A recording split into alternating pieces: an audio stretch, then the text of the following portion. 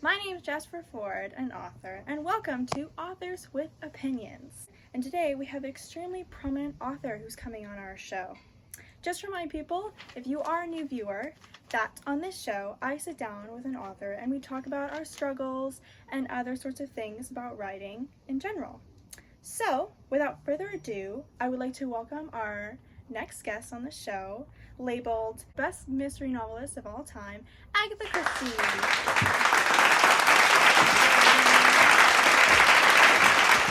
So what we usually do is we ask each other about 4 or 5 questions about things that you're worried about or stuff you just want to talk about each other's books, and then we'll go from there. Does that sound good? Of course, that sounds lovely. As you are the guest, I will ask the first question. You have written 93 books and 17 plays throughout your illustrious career. How can you come up with that many different stories and concepts? How do you never hit, a massive writer's block or something?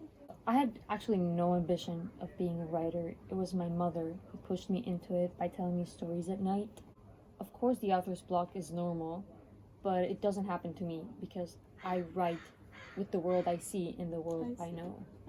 Plots come to me in such an odd moments when I'm walking along the street or examining a hat store. Suddenly a splendid idea comes to my mind. Well, I formulated a question for you, if I may. When someone talks about your book and the nursery rhymes it contains, it could be seen to some people as a kid's book. Yeah. And for a first impression. So what is the message behind this book in particular? I think the message that I was trying to prove with writing this book is basically that anything can be turned into anything with the correct amount of passion, effort, and drive to do so. Because, as I said before, nursery rhymes are really set in stone. So no one's really ever written about the different genres they could be in or changing of the story. As well, I believe my message is the encouragement to be curious. I think it's a good thing to ask questions, and it's a good thing to question the knowledge that you're retaining and where you are retaining it from or who you're retaining it from. Don't just accept all the knowledge that's being thrown at you because it is being thrown at you. I think just overall, always have a roaming imagination. Never let your imagination stop you. And never be afraid to delve deeper into things that you're curious about. I think you and I share that quite well. My second question for you is, of course, your most well-known detective is Hercule Poirot, an extremely intelligent detective, but seems to lack a lot of emotion and sympathy for others. Was this his original planned personality, or did it change over time? I actually took inspiration for the character in 2 places. The first one was my idol, Conan Doyle, who created Sherlock Holmes. The second inspiration was from actually a Belgian group of refugees that were living in my hometown in England in 1914. So I thought to myself, why not make a Belgian detective, right? A retired police officer. Also, how about a refugee police officer? I mean, he was always supposed to be this logical man, not letting anything get in his way, and the emotions, I reserved them for other characters. Right. I actually believe a speck of dust would cause him a great more deal of pain than an actual bullet. I think it's great that you clarified for me and for us the intention behind this book, the message, but there's also still some more people that interpret your books in different ways, right? And that is normal because as authors we have to accept that we have such a wide public. So I've heard some people say that The Fourth Bear could be a little ridiculous and childish. Yeah. But also others believe it to be a masterpiece.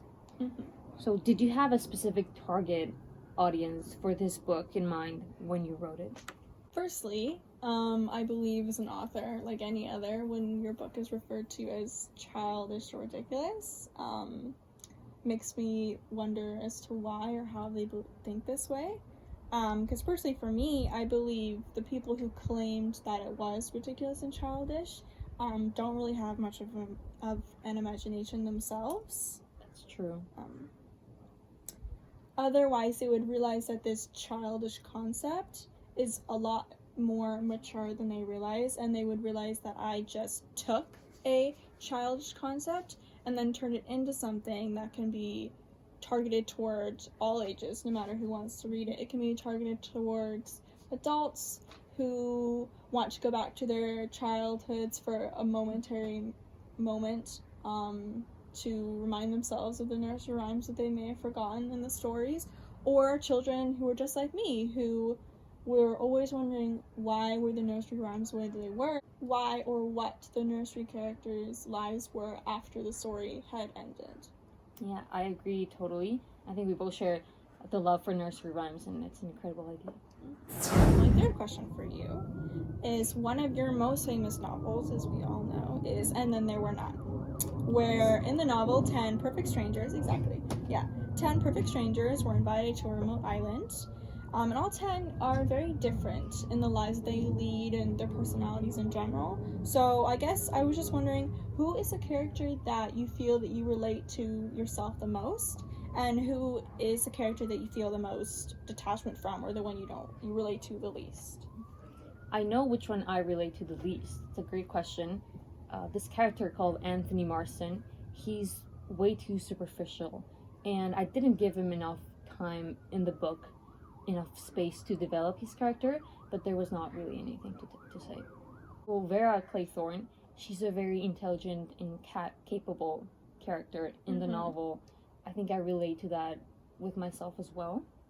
She also suffers from attacks of hysteria, and she feels so guilty about her crime that she acts impulsively. That's something very symbolic in my life too. I tend to act impulsively, although I like some things in control, like the character. We share this need for being practical and care.